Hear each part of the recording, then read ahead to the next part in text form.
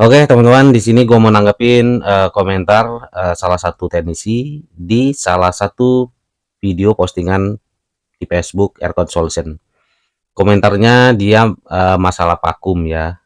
Komentarnya begini, di vakum tidak ada manfaatnya kalau katup gas dan katup liquid dalam keadaan ditutup atau terkunci. Jadi udara mana yang mau dihisap atau vakum? Terkecuali freon pada kompresor dikosongkan dulu, katup gas dan katup liquid dalam keadaan terbuka, unlock. Itu baru yang benar. Jadi udara pada evaporator atau kondensat bisa terisap oleh alat vakum. Udah berapa lama Mas di bidang AC? Nah, gitu ya. Ya mungkin dia lebih lama ya jadi teknisi dibanding gua. Tapi kalau gua sih nggak butuh waktu lama untuk mempelajari sesuatu alat. Yang mana yang benar dan mana yang salah gue udah bisa langsung cepat nangkap ya. Nah di sini dia pede banget nanya gue udah berapa lama jadi teknisi. Nah untuk pengguna AC teman-teman user hati-hati, ini mirip-mirip dengan kasus kayak oknum teknisi yang sebelumnya ya, yang pernah gue posting. Jadi dia bilang ke konsumennya, usernya itu freon bawaan ini harus dibuang karena tidak bagus, harus diisi ulang ya. Nah, kalau begitu untuk apa pabrik mengisi freon atau refrigeran dari pabrikan itu lalu dijual? Kalau memang tidak bagus atau kalau memang vakum itu harus dibuang freon, nggak usah diisi dari pabriknya, dikosongin aja freonnya ini ya. Ngapain buang-buang biaya untuk mengisi freon atau refrigeran? Nah, teman-teman pengguna AC. Jadi begini ya, cara kerja vakum ini. Yang kita vakum itu, jadi AC baru itu, ingat teman-teman, AC baru itu tidak perlu buang freon ya. AC baru itu pada saat proses pemakuman, ini alat vakum ya, kayak gini. Jadi kalau teknisi pasang AC pastikan bawa alat ini. Jadi proses pemakuman itu tidak mengganggu freon atau refrigeran. Pada saat kita melakukan proses pemakuman, freon itu masih aman di dalam outdoor ini, di dalam kondenser, dalam kompresor ini ya. Nah, yang kita vakum itu, yang kita hisap, yang kita buang itu adalah pipa dari sini, teman-teman. Pipa. Ini kan pipa. Artinya pipa ini berongga ya, namanya pipa nabrok kayak gini. Nah, pipa ini terisi udara. Nah, udara ini harus kita buang. Oke, jelasin dulu kenapa AC itu wajib divakum. Karena di dalam pipa ini setelah instalasi pipa terkonek outdoor, terkonek indoor sini, setelah tersambung. Nah, ini ada udara yang terjebak ya. Nah, udara yang terjebak ini harus kita buang karena kenapa kalau nggak dibuang? Karena AC zaman sekarang itu sudah pasti pakai freon R32 atau R410 ya. Nah, R32 R410 atau refrigeran 32 ini pakai oli sintetis ya. Nah, oli sintetis ini tidak toleransi terhadap air. Kalau olinya terkontaminasi dengan air, maka olinya akan rusak, teman-teman. Beda dengan AC zaman dulu, R22 pakai oli mineral, toleransi terhadap air. Nah, AC zaman sekarang itu wajib divakum karena olinya oli sintetis. Itu ya. Loh, airnya dari mana, Bang? Air itu dari udara ini, udara yang terjebak sepanjang pipa EVAP itu. EVAP itu kan pipa juga. Kalau dikumpulin volumenya udaranya jadi banyak. Nah, udara itu kalau tersimpan dalam jangka waktu lama dia akan berubah jadi uap air ya, berubah jadi air. Kalau nggak percaya, belajarlah dari kompresor anginnya para tambal ban itu. Setiap pagi mereka itu di tabung angin itu, tabung kompresor yang gede itu, mereka akan membuang air di dalam tabung itu. Nah, itu bukti kalau udara itu akan berubah jadi air, berubah jadi uap air. Lalu dulu gua pernah naikin mobil kontainer ya, trailer kontainer, yang mobil truk peti kemas itu. Nah, mobil truk itu peti kemas itu atau trailer itu pakai sistem rem angin, hidrolik rem angin ya. Nah, setiap pagi gua itu membuang air di dalam tabungan penampung udara. Jadi di mobil kontainer itu ada di sampingnya itu tabung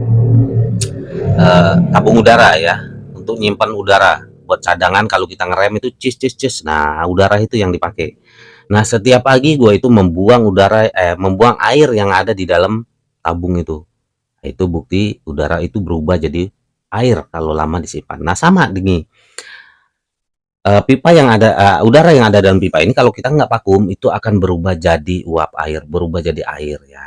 Nah, sekarang kita lanjut bagian mana yang kita hisap, bagian mana yang kita vakum. Yang kita vakum itu gini teman-teman. Ini. Jadi freon ini masih tersimpan ya di valve keran valve kunci L ini masih terkunci dalam posisi terkunci. Nah, kita pasang manifold di sini. Tutorial vakum udah pernah dibuat sebelumnya ya. Lihat aja di video-video sebelumnya. Nah, kita hisap itu udara yang ada dalam ini, dalam pipa ini, terus sampai ke EPAP ini pipa-pipa semua teman-teman. Nah, pipa yang tadi itu nyambung ke sini ya. Pipa pipa bayangin. Pipa EPAP ini kalau dilempengin itu volumenya jadi banyak ya. Ini kan tergulung kayak gini, dibuat kayak gini ya. Nah, terus gimana Bang pipa yang satu lagi? Nah, pipa yang satu lagi nyambung. Dari sini nyambung ke sini. Terus sini lagi. Nih. Nah, nyambung. Jadi kalau kita isep yang satu ini kita isep, maka yang udara di dalam pipa ini juga akan terhisap ya, tersedot karena ini nyambung. Aslinya ini nyambung ke EPAP terus sambung ujungnya ke sini. Nah, jadi udara dihisap semua di hampa udara vakum, namanya juga vakum ya. Jadi dibuat hampa udara di vakum. Nah, proses ini ingat sekali lagi tidak mengganggu freon belum dibuka.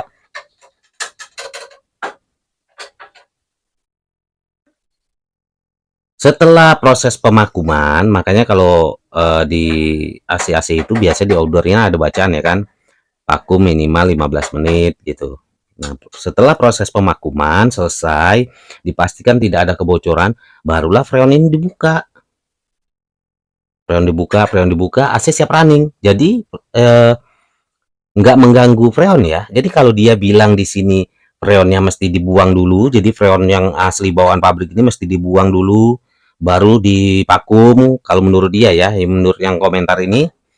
Nah, ini logikanya di mana? Pabrik udah ngisi freon terus harus dibuang lagi. Itu alah. Gue bingung harusnya ini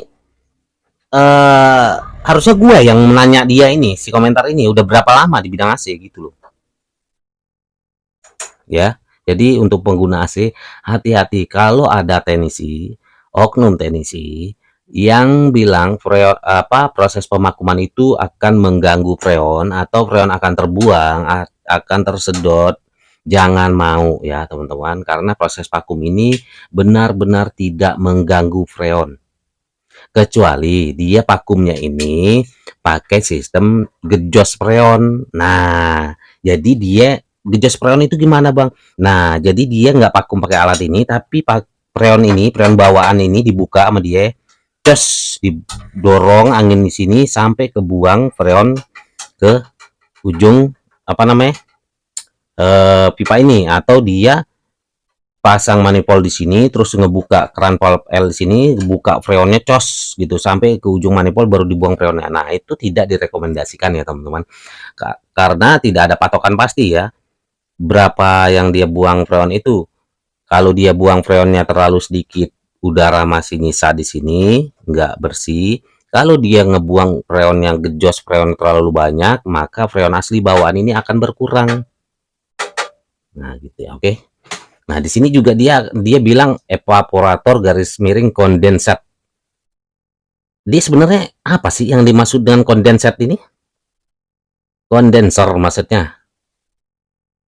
Dia paham nggak sih arti kondensat itu? Coba kalau dia nggak percaya, searching di Google. Kondensat itu apa? Oke, gitu ya. Ini semua video di sini untuk pengguna AC ya, pengguna AC. Bagi teknisi yang nggak terima ya silakan aja, mau komentar ya silakan, itu hak mereka. Karena ini kan dunia media sosial, tapi gue buat semua video ini untuk pengguna AC agar paham, agar tidak mudah dikadalin oleh para oknum-oknum teknisi AC. Karena di luar sana masih banyak Para teknisi yang kasih pemahaman ke usernya itu kalau vakum itu akan mengganggu freon, kalau, proses vakum itu akan membuang freon, segala macam gitu ya. Jadi untuk para user, hati-hati disesatkan oleh, para oknum teknisi ya. Bagi teknisi yang, jujur, yang amanah ya kenapa panik, ya kan? Kenapa panik, kenapa, merasa terganggu? Kalau memang teman-teman, eee, nggak melakukan ya santai aja, slow aja. Kalau teman-teman panik berarti ya teman-teman sering melakukan hal itu. Oke? Itu ya, terima kasih. Semoga bermanfaat untuk ya.